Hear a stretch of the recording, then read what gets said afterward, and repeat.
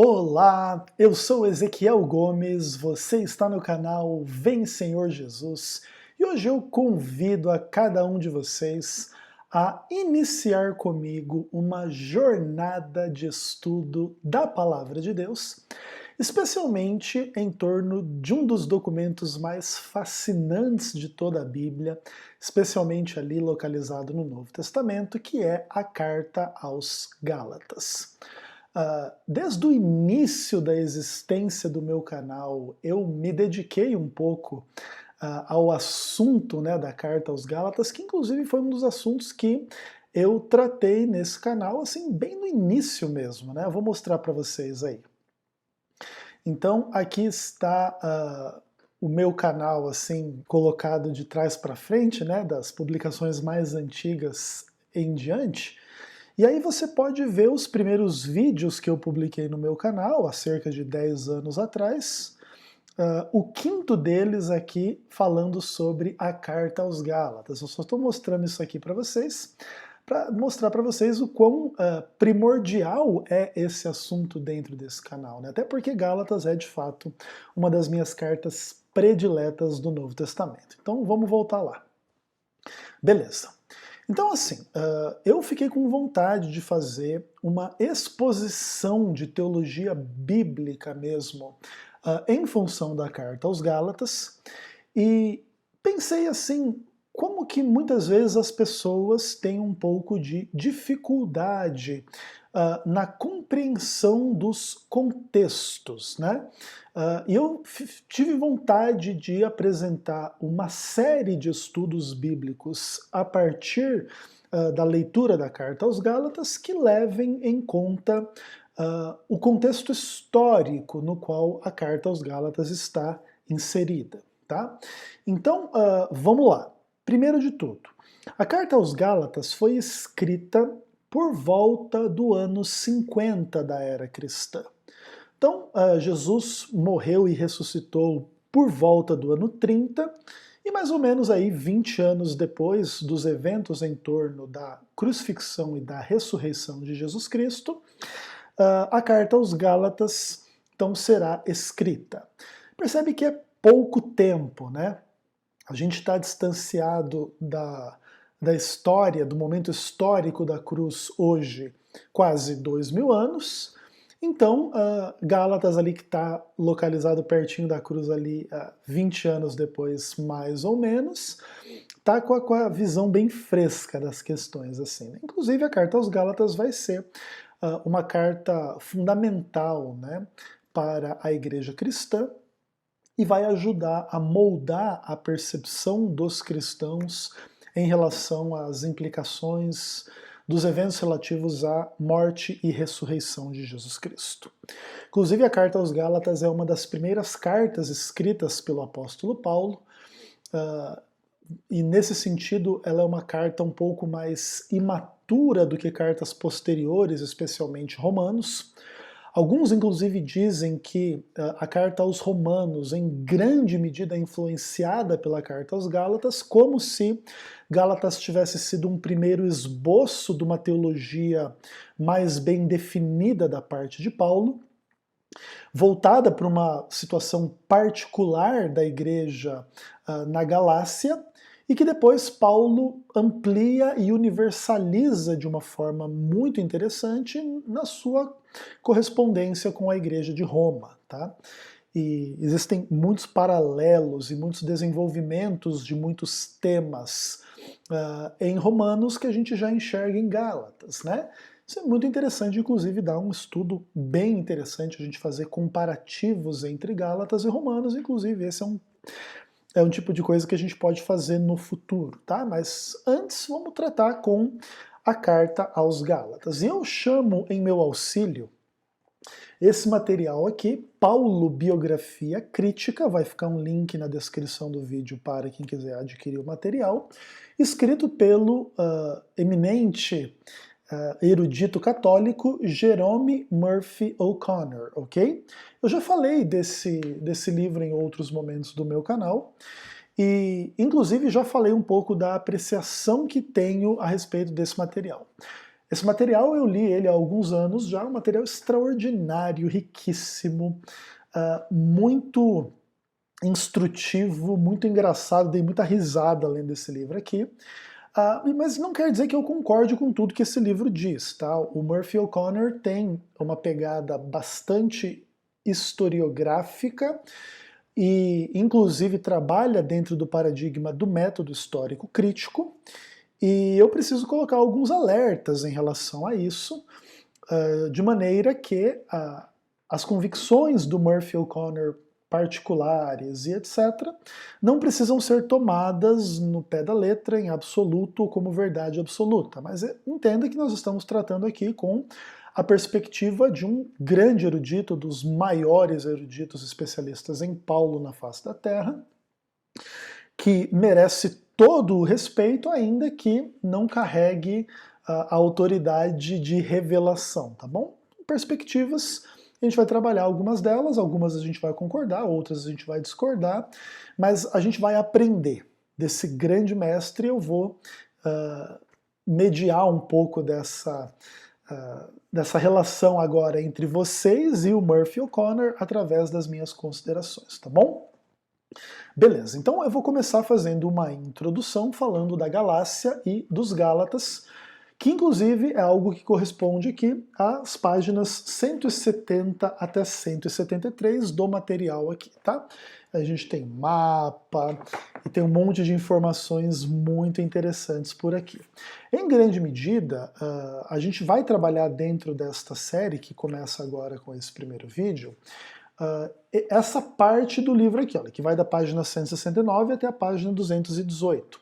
São dois capítulos, o capítulo 7 e o capítulo 8. O primeiro capítulo, o capítulo 7, chama Os Anos em Éfeso, né? Os anos que Paulo passou em Éfeso, e o capítulo 8 se chama O Conflito na Galácia.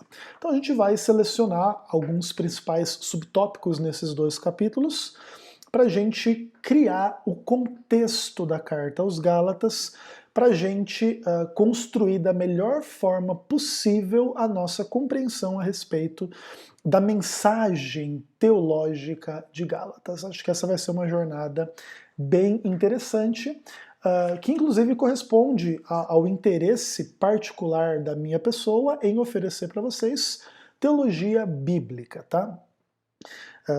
Tem sido cada vez mais importante ao meu coração trazer para vocês teologia bíblica sólida, que é uma coisa que pouco existe no contexto do YouTube, por exemplo, né?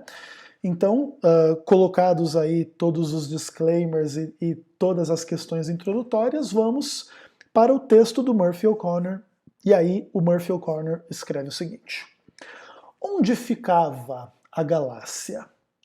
Paulo nos revela apenas que tal lugar existiu, que seus habitantes se chamavam, obviamente, Gálatas, e que sua primeira visita ali aconteceu por acaso. E aqui o Murphy O'Connor ele elenca alguns textos bíblicos que eu vou ler para você, tá?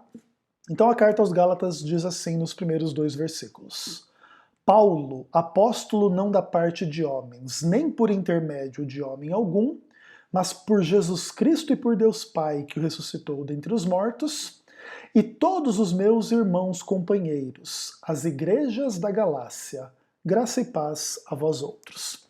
Então aqui Paulo fala da igreja da Galácia, né, ou das igrejas da Galácia no plural, que é inclusive uma expressão que também se repete lá em 1 Coríntios capítulo 16, verso 1, quando Paulo escreve: quanto à coleta para os santos, fazei vós também como ordenei as igrejas da Galácia.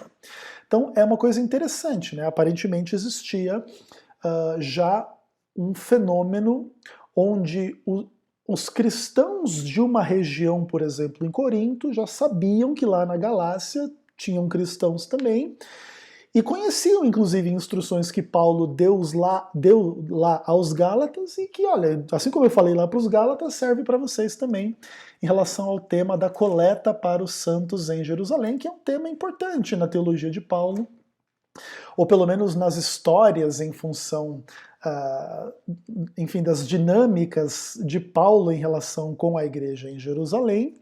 inclusive para demonstrar apreço pela igreja de Jerusalém, ele reuniu uma coleta para auxiliar os pobres, né? Isso é bastante interessante aí, para inclusive demonstrar que Paulo não era um dissidente da igreja que nasceu lá em Jerusalém, né? Conquanto tivesse o ministério dele voltado aos gentios. Bacana. E aí depois ele cita também Gálatas 3, verso 1, para dizer que assim eram conhecidos os Gálatas, né? O famoso texto onde Paulo puxa a orelha, né? Ó Gálatas insensatos, quem vos fascinou a vós outros, ante cujos olhos foi Jesus Cristo exposto como crucificado? Paulo está brigando com os Gálatas em relação aí a falta de firmeza deles em relação aos judaizantes e tudo mais, e diz, ô Gálatas, insensatos, quem é que fascinou vocês diante de quem Cristo foi exposto como crucificado? Assim eram conhecidos os membros da igreja da Galácia, né?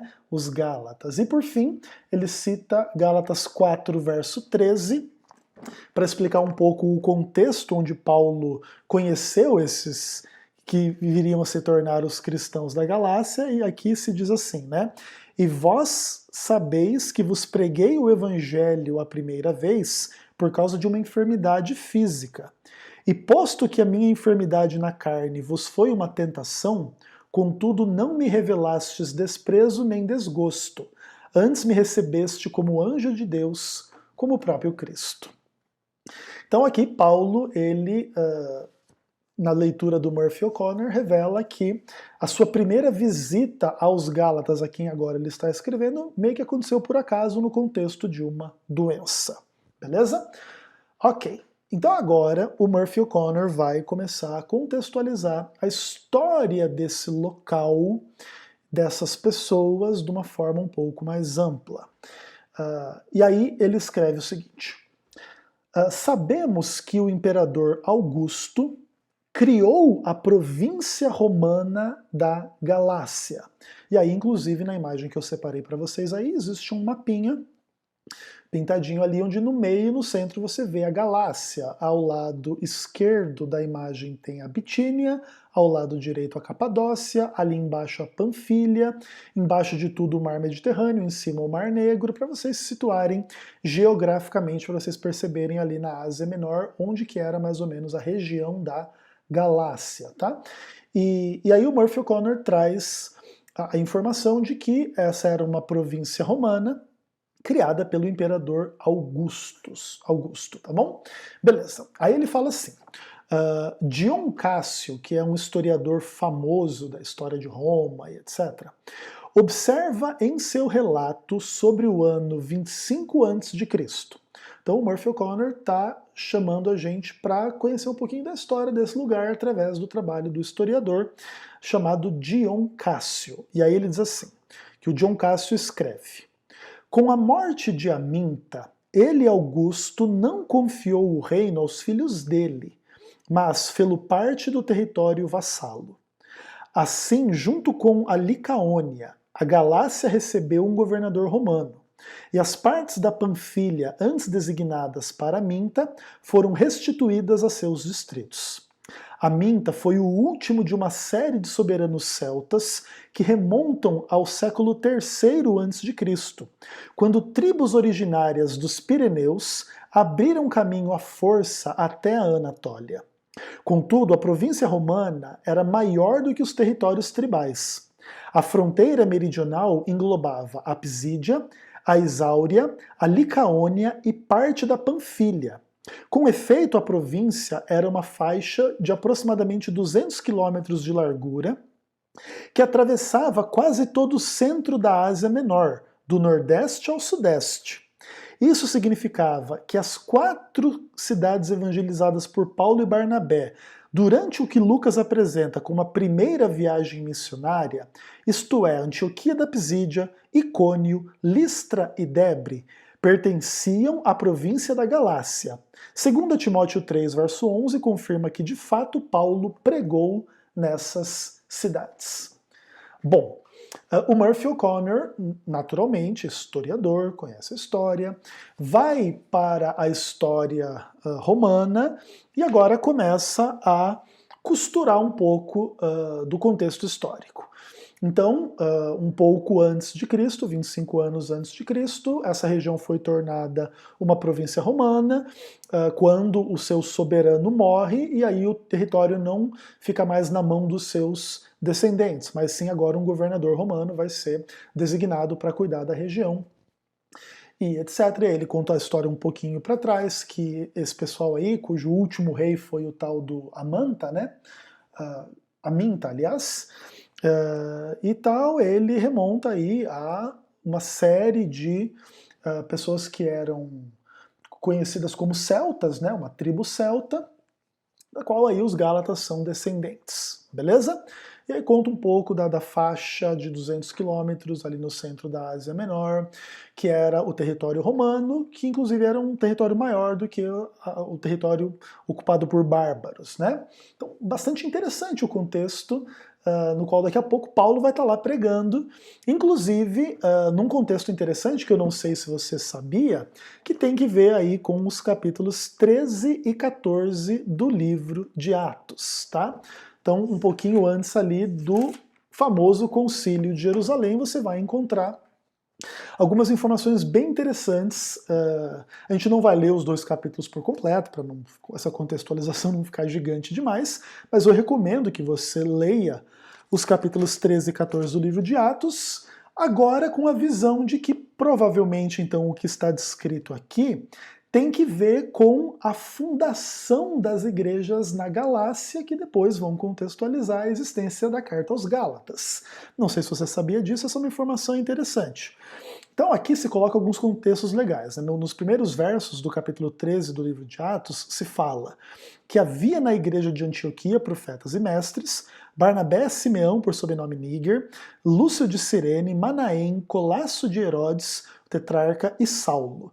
E servindo eles ao Senhor e jejuando, disse o Espírito Santo: Separai-me agora Barnabé e Saulo para a obra que os tenho chamado. Então, jejuando e orando, impondo sobre eles as mãos, os despediram. E aqui começa então aquilo que será descrita como a primeira viagem missionária de Paulo.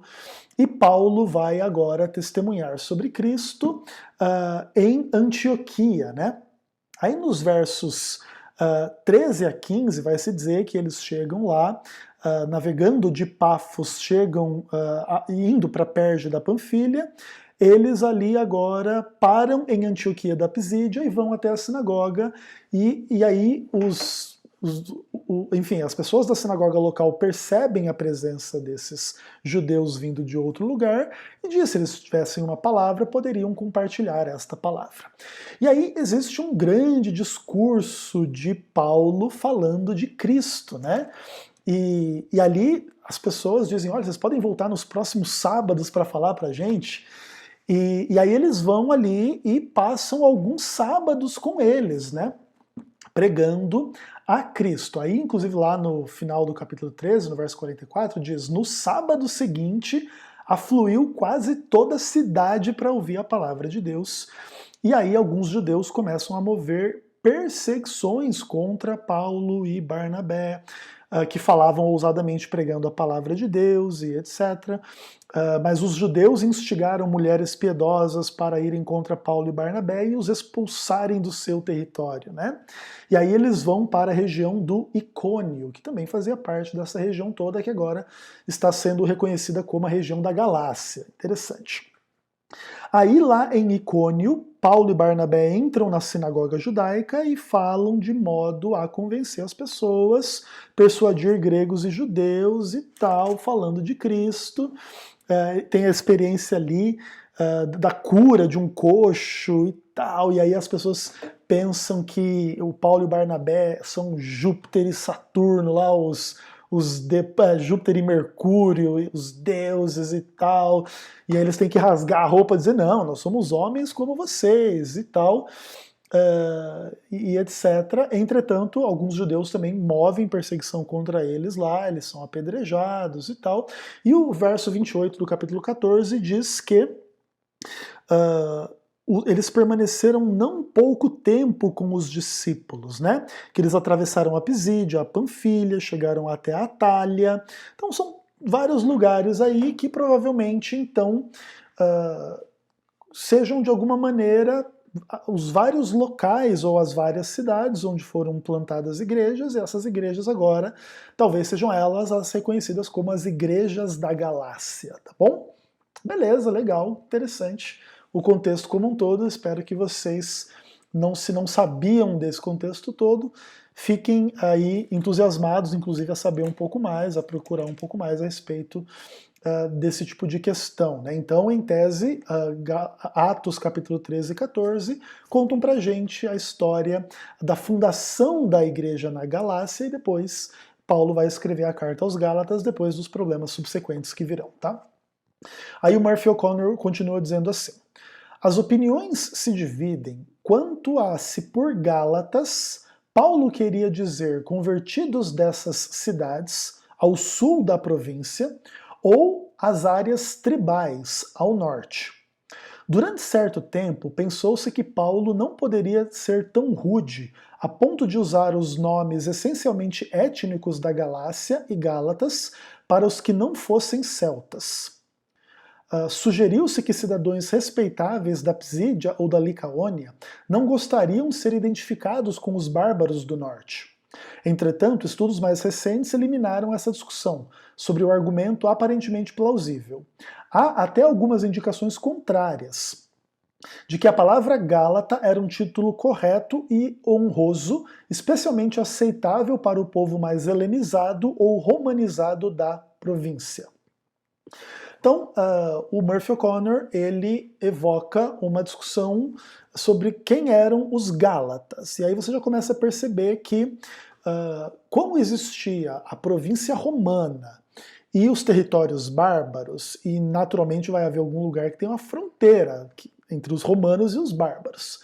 Então, o povo mais romanizado ficava mais ao sul e o povo mais com relação aos bárbaros mais ao norte. E a ideia é que os Gálatas, os celtas, eram um pessoal lá do norte, e que provavelmente o pessoal do sul até se incomodaria de ser chamado de Gálata, né? Mas depois, estudos posteriores deram conta de que esta impressão de alguns estudiosos não era correta. Aí o Murphy O'Connor continua. Portanto, no que diz respeito ao emprego linguístico, a carta de Paulo aos Gálatas poderia ter sido escrita a um grupo de comunidades de qualquer parte da província romana, seja do sul ou seja do norte, tá bom? Existe essa discussão sobre quem eram os Gálatas aos quais Paulo escreveu especificamente, mas sendo eles do sul ou do norte, todos poderiam ser conhecidos e reconhecidos como Gálatas, sem problema, tá? Aí o Murphy O'Connor continua dizendo assim: Burton, um estudioso, desenvolve este ponto com bastante habilidade, e ele diz: se as igrejas endereçadas em Gálatas eram as de Derbe, Listra, Icônio e Antioquia, que ele fundou em sua primeira viagem missionária, ele não poderia chamar seus membros de outra coisa a não ser Gálatas. Bacana, interessante. Aí ele continua. Somos convidados a admirar a sagacidade com a qual Paulo explica as diferenças entre essas igrejas, encontrando um denominador comum no fato de pertencerem à mesma província romana. Mas é realmente provável que ele escrevesse uma única carta a tantas e tão diversas igrejas? A improbabilidade intensifica-se por sua dispersão. Derbe está a quase 300 quilômetros da Antioquia da Pisídia. Na Macedônia, embora Tessalônica e Filipos estejam apenas a metade dessa distância uma da outra, 150 quilômetros mais ou menos, e embora o mesmo tipo de tendência judaizante fosse a ameaça, Paulo lida de forma individual com cada igreja. O argumento que está sendo feito aqui basicamente é o seguinte: que Paulo, na sua primeira viagem missionária, ele foi até essas cidades todas, e agora ele escreve uma carta aos Gálatas. Tudo bem, todas essas 4 igrejas aí mencionadas, Derbe, Listra, Icônio e Antioquia da Pisídia, faziam parte do território conhecido como Galácia e poderiam ser reconhecidos como Gálatas, mas era um território mais amplo, E no caso, por exemplo, de Tessalônica e Filipos, que também ficavam na mesma região, Paulo não escreve uma carta para as duas, mas escreve uma para cada uma. Então, nesse caso, a carta aos Gálatas talvez não seja uma carta para essas 4 igrejas, mas talvez para o pessoal lá do norte, né? Esse vai ser o argumento basicamente a ser feito, não essas 4 cidades em tese ali mais ao sul, tá bom? Da sua primeira viagem missionária. E é legal a gente perceber esse tipo de detalhe, né? Que são coisas que numa leitura um pouco mais superficial escapa à maioria das pessoas. Por isso, né, a nossa introdução aqui é colocar o contexto mesmo, né? Trabalhar estas questões para a gente poder começar a enxergar a dinâmica do ministério de Paulo na região, que vai contextualizar a existência da carta aos Gálatas de uma forma um pouco mais bem informada, beleza? Fechou. Aí o Murphy O'Connor continua dizendo assim: além disso, segundo Gálatas 4, verso 13, que é o texto que a gente já leu, falando da doença dele, que eles receberam lá Paulo, não sei o que, etc.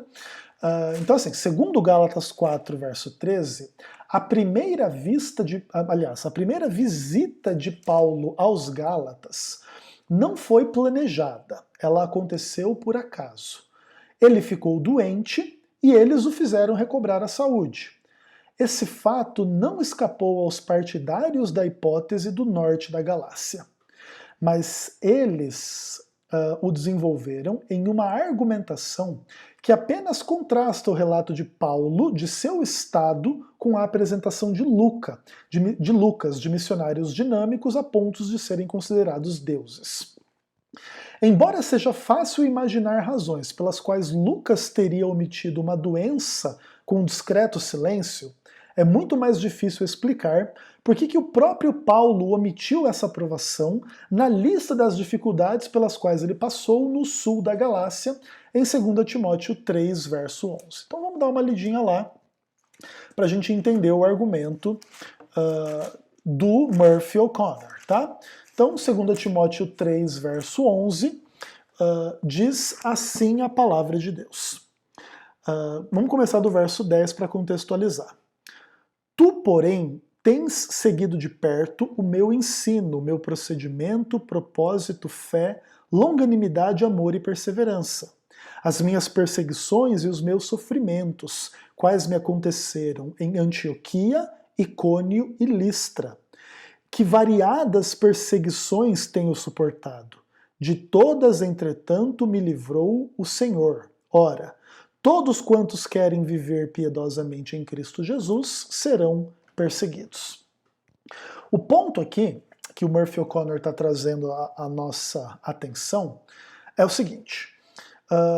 Existem aqueles que pensam que a carta aos Gálatas foi escrita para essas igrejas no sul da Galácia, e aqueles que acreditam que os Gálatas aos quais Paulo escreveu eram o pessoal lá do norte da província. Esses que defendem a hipótese de que Paulo escreveu para os Gálatas no norte, colocam um pouco desse contexto meio secundário de que Paulo parou ali, não numa baita viagem missionária pregando, mas ele estava passando pelo lugar, ficou doente e para até recobrar a saúde, conhecer algumas pessoas, pregou o evangelho e elas se tornaram esta igreja que depois é reconhecida como Gálatas e vai receber essa carta. Tá? E aí ele diz assim, que se, na verdade, Paulo tivesse ficado doente nesse contexto todo, lá na região do sul, você poderia com certa facilidade entender por que o Lucas omitiu isso. Lucas não coloca todos os detalhes de tudo que aconteceu. Ele pinta um quadro um pouco mais triunfalista dos sucessos do trabalho missionário e das perseguições. Mas Paulo, quando reflete sobre o seu ministério no sul da Galácia, só fala de perseguição, não fala de doença. Então, muitos estudiosos usam esse tipo de dinâmica para dizer que provavelmente a carta aos Gálatas foi escrita aos Gálatas do norte, não aos Gálatas dessas cidades mais ao sul, tá bom? Beleza. Aí ele diz assim, né, a forma como 2 Timóteo 3, verso 11, fala dos problemas ocasionados por um ministério ativo, exclui o período de doença tão grave que ele acabou sendo um fardo pesado aos Gálatas. Então, o que acontece? Como ele não cita a questão da doença, especificamente quando fala das cidades do sul, provavelmente ele tenha conhecido os Gálatas do norte nesse contexto um pouco diferente, então a carta aos Gálatas pode ter sido escrita mais provavelmente para o povo do norte e não do sul. Beleza. Essas são discussões que a maioria dos cristãos é um pouco alheia a esse tipo de coisa, é muito minucioso e etc., mas é interessante avaliar as hipóteses e as implicações das hipóteses levantadas a partir desse tipo de dinâmica.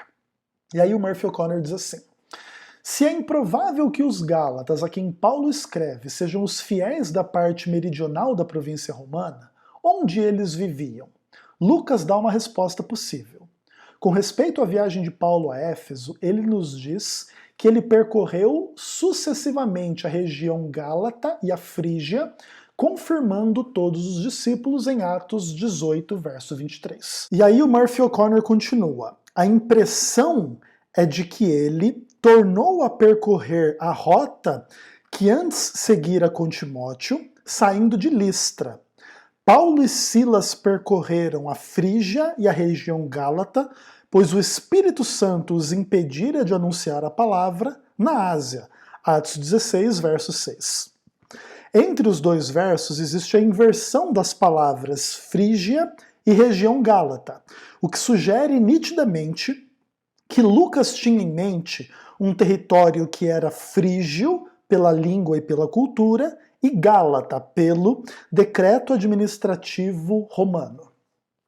Então, o que acontece? Para tentar identificar de uma forma um pouco mais precisa o que estava acontecendo ali, o Murphy O'Connor lança mão das informações colocadas por Lucas no livro dos Atos dos Apóstolos, falando que Paulo, junto com Timóteo, pelo menos, talvez outros discípulos podiam estar junto também, eles estavam percorrendo ali, nas suas pregações, nas suas visitas, nos seus trabalhos missionários, a região frígio-gálata, né? Então, provavelmente, dentro da região da Galácia, existia essa região frígia, tá?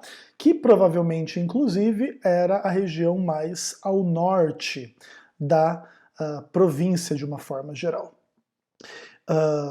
Ok, interessante. E aí ele continua dizendo assim: a descrição aplica-se perfeitamente ao território no qual se localizavam Antioquia da Psídia e Icônio, mas é improvável que isso seja o que Lucas tinha em mente. Paulo deve ter chegado a Antioquia da Psídia, a última grande cidade da Galácia, quando percebeu que não conseguiria atravessar até a Ásia. A alternativa que escolheu foi atravessar o território frígio-gálata, a saber, a região fronteiriça entre a Ásia e a Galácia do Norte, ao norte da Antioquia da Psídia, que levaria eles a um ponto a leste de Mísia e ao sul da Bitínia, segundo Atos, capítulo 16, verso 7. Entretanto, o que sabemos sobre as rotas indica que seria mais natural viajar no lado frígio da fronteira, somente a sudeste de Pessinunte, atual Belahazar, teria sido fácil fazer um desvio para o leste, o que levaria a território tribal gálata. Mas por que Paulo faria uma volta diametralmente oposta à viagem para o oeste que ele planejara? É impossível achar motivos para uma mudança de planos. Algo deve ter acontecido para forçar Paulo a abandonar temporariamente seu projeto de avançar sobre a Ásia. A doença que ele mencionara é essa explicação, mas é inútil especular sobre qual doença foi e como ela mudou seus planos. Por isso, parece muito provável que os Gálatas a quem Paulo escreveu fossem habitantes da região nordeste da Galácia, o território quase quadrado limitado em 3 lados pela imensa curva do rio Sangário. Então, o Murphy O'Connor ele faz toda esta descrição para dizer basicamente o seguinte, que aparentemente Paulo estava numa rota vinda do sul em direção ao norte para ir para a Ásia, mas por alguma razão, a doença pode ser essa razão, Deus demonstrou, o Espírito Santo impediu que essa viagem continuasse e ele muda de direção pegando uma rota estranha, tá bom? Isso acaba colocando esse contexto como um todo, provavelmente Paulo mais ao nordeste ou ao norte da Galácia, onde ele teria então estabelecido um grupo de convertidos que posteriormente vão crescer como igreja e depois vão sofrer a atuação dos judaizantes, e aí Paulo vai escrever a sua carta aos Gálatas para essas pessoas. Esse é o quadro mais amplo que leva o Murphy O'Connor a preferir a ideia de que a carta aos Gálatas foi escrita então a esses Gálatas do norte, mais próximos aos bárbaros e à Ásia do que as regiões mais romanizadas e helenizadas ali do sul da Galácia e aquelas cidades todas descritas ali em Atos 13 e Atos 14. Beleza? Eu acho que como introdução aqui já está suficiente e a gente volta no próximo vídeo para falar um pouquinho sobre a possível data da carta aos Gálatas de uma forma um pouquinho mais específica. Até lá!